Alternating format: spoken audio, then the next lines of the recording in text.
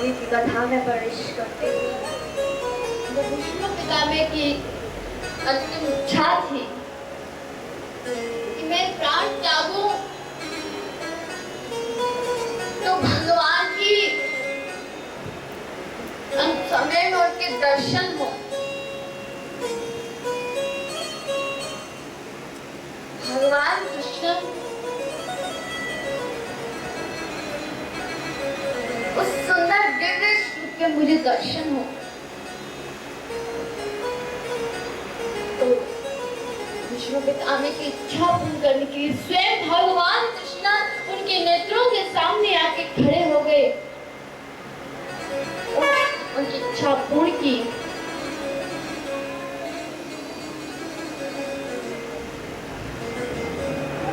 भगवान कृष्ण जिनकी एक ही इच्छा थी कि मैं अपने भक्त की इच्छा पूर्ण करूं, क्योंकि भगवान कृष्ण अपने भक्तों के लिए भीष्म जी के कारण उन्होंने प्रतिज्ञा तोड़ दी थी।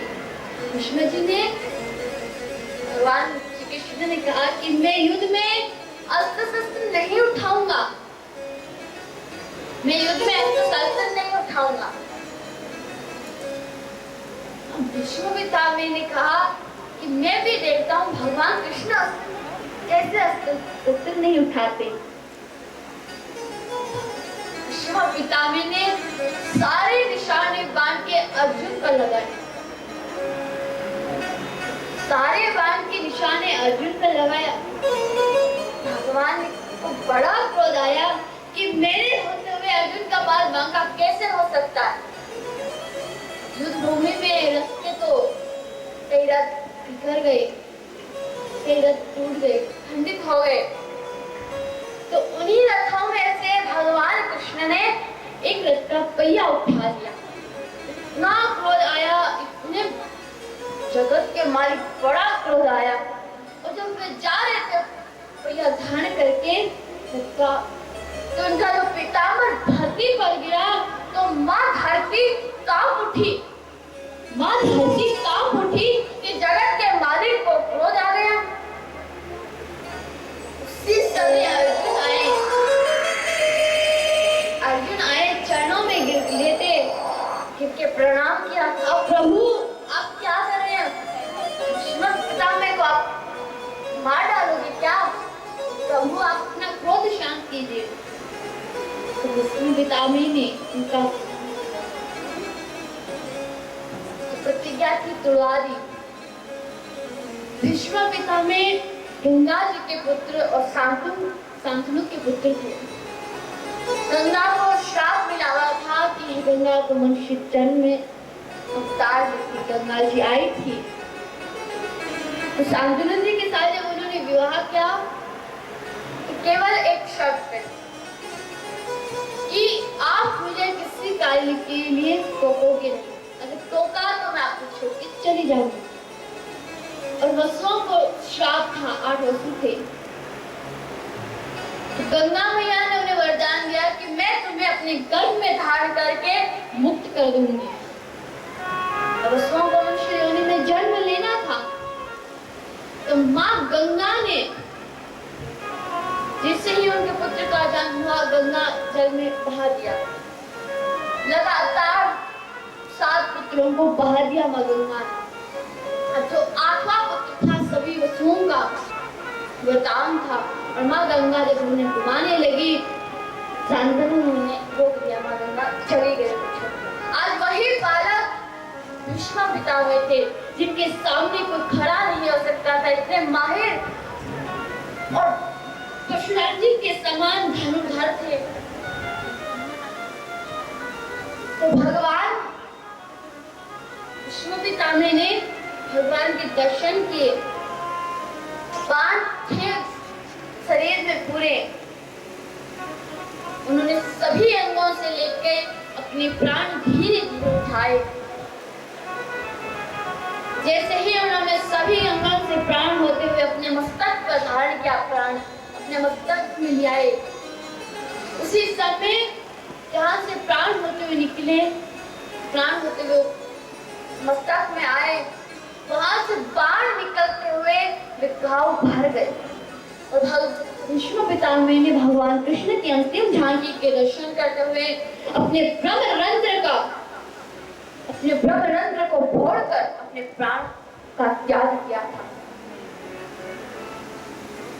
कहते हैं कि जो मनुष्य अपने ब्रह्मरंध्र को फोड़कर प्राण त्यागता है उसकी सर्वश्रेष्ठ गति होती है। भीष्म पितामह ने अपने ब्रह्मरंध्र को फोड़कर प्राण त्याग दिए। सभी ने,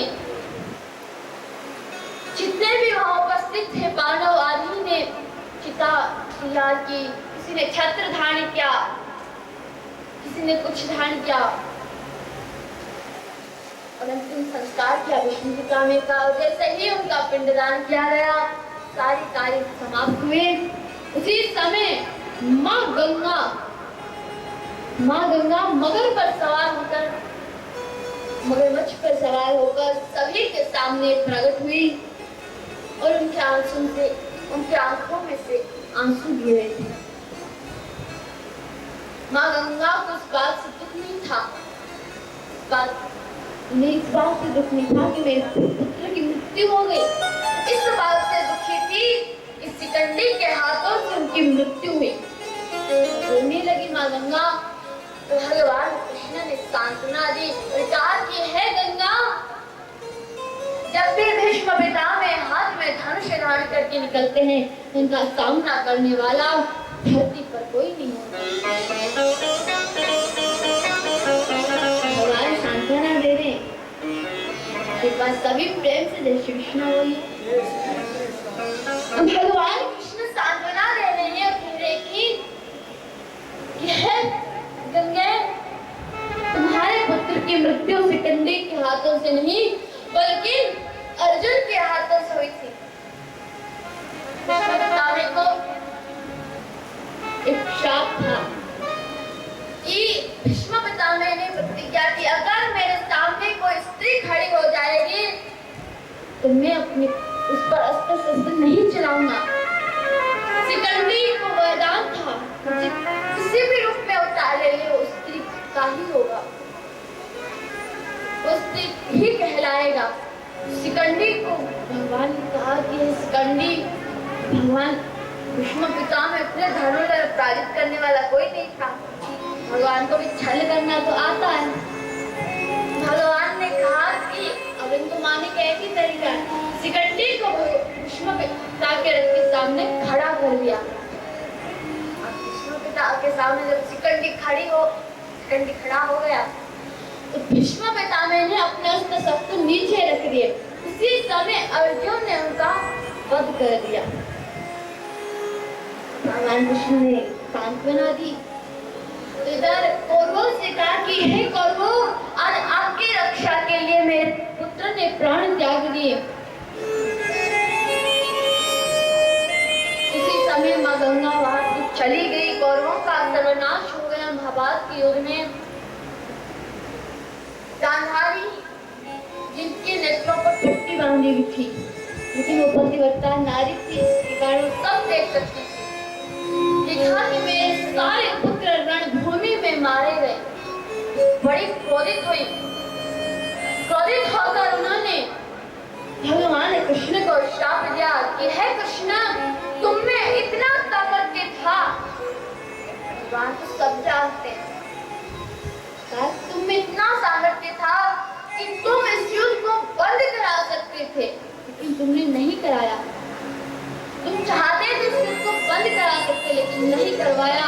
इसलिए मैं तुम्हें श्राप देती हूँ कि आज से 36,000 वर्ष के बाद तुम स्वयं अपने कुल का संहार करोगे और स्वयं अपने प्राण त्याग कर धरती को छोड़कर चले जाओगे। तो भगवान कृष्ण ने कहा कि हे माँ, तुमने अपने पतिव्रता धर्म का फल नष्ट किया, बेकार में मुझे श्राप दिया। वो तो लिखा था, वो मैं संघात करने वाला धरती पर ऐसा कोई मनुष्य नहीं है, इसका मर्द नहीं है। तो मैं स्वयं उनका वध करके जाऊंगा। आपने स्वयं अपने वध को खंडित किया,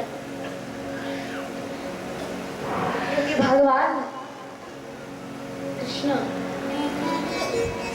तो पांडवों की रक्षा करने वाले थे, क्योंकि पांडव उनके शरण में चले गए थे। क्योंकि भगवान के शरण में जो चला जाता है, भगवान उसकी रक्षा करते हैं। चाहे कितना भी बड़ा पापी क्यों ना हो, केवल एक बार भगवान के शरण में आ जाए, वो भी मुक्त हो जाता है, वो भी मुक्ति को पा जाता है।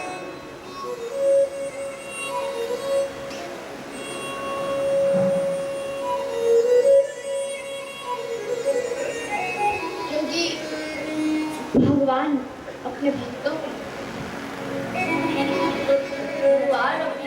बहुत प्रिय। अगर भक्त बुलाए, अगर भक्त पर संकट आ जाए तो भगवान उसकी रक्षा करते हैं। सदन नाम का कसाई था, बड़ा ही भक्त था भगवान का, लेकिन कभी भी वो जीवों की हत्या नहीं करता था, किसी भी जीव का वध नहीं करता था। वो मांस की बेचता था, लेकिन हत्या नहीं करता था। और उसके पास शालिग्राम था, उसके पास समझता था। एक बार संत आए, संत ने देखा ये तो शालिग्राम है, भगवान शालिग्राम है। सदन ये बात मुझे दे दी। संत लेके आ गए अपने आश्रम पर, बहुत पूजा आरती की, शालिग्राम की। रात्रि के समय भगवान ने कहा कि हे महाराज, रात्रि के समय स्वप्न आकर भगवान ने कहा कि हे महाराज, मुझे मेरे भक्त के पास उन्हें पहुंचा दो, मैं उसी की भक्ति पर खुश हूँ।